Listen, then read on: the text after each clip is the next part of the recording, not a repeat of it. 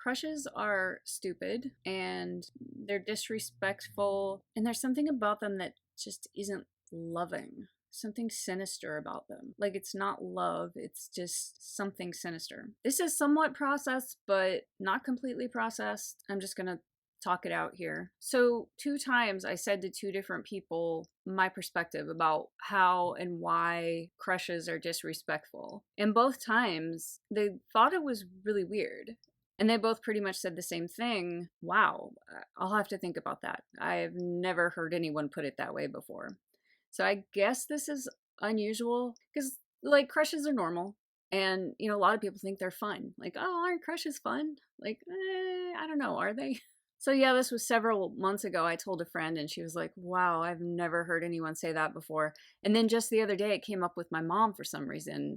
And, this is somewhat processed for me. And I just said, oh, no, crushes are really disrespectful. And she was like, how so? You're going to have to explain that to me. So I explained it to her and she was like, huh, yeah, I'm going to have to think about that. So here's what I mean when I say that crushes are disrespectful. So when you have a crush on someone, you don't actually know them. That's sort of like one of the defining things about a crush. And so you're kind of flattening their image. You're idealizing them and flattening their image.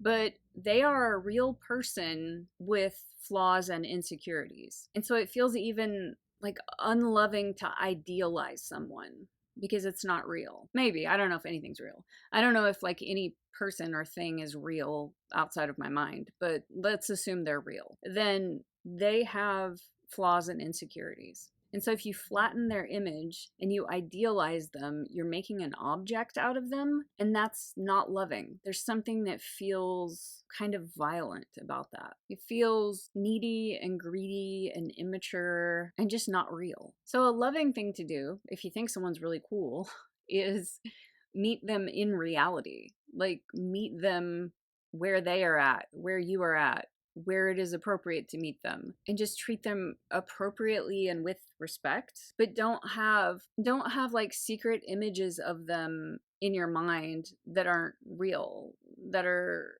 idealized and flattened, if that makes any sense at all. So there's no need to push any agenda. You meet them in reality, where you are, where they are.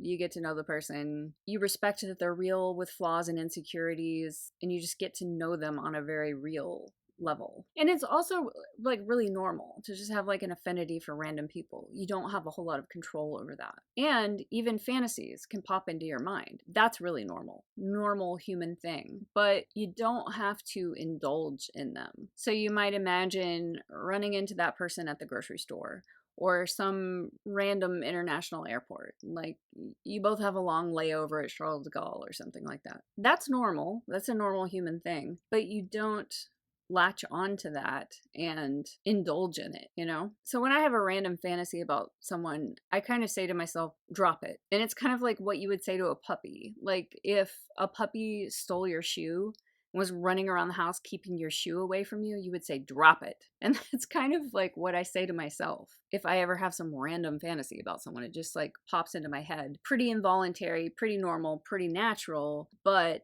still something I just don't want to indulge in. So I was talking to my mom about this and she said, okay, so if someone has a crush on you, do you think they're disrespectful? And I was like, oh, no.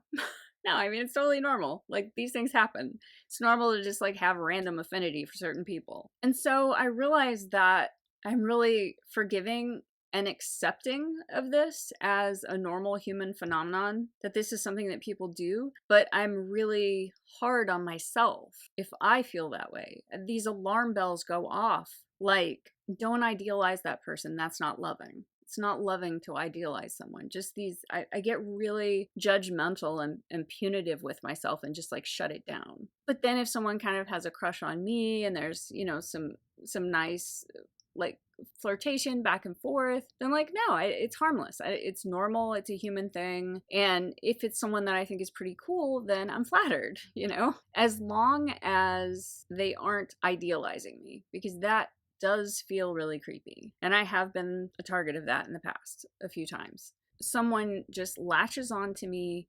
They don't know me. They don't know anything about me. And they've built me up in their mind to be just this really super cool, amazing person, but they're not.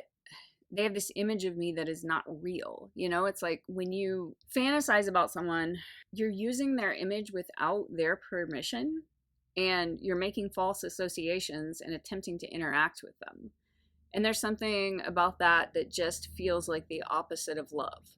So we think of crushes as like really fun and like something associated with love, but you have to be very careful because when you idealize someone, it's actually not love. It's just like this image that you created. So both times that I've explained this to people, they thought it was really weird. Maybe I'm just really uptight about crushes, but anyway, let me know what you guys think. Is that like weird? Is that really uptight? I don't know. That is just what I think about crushes.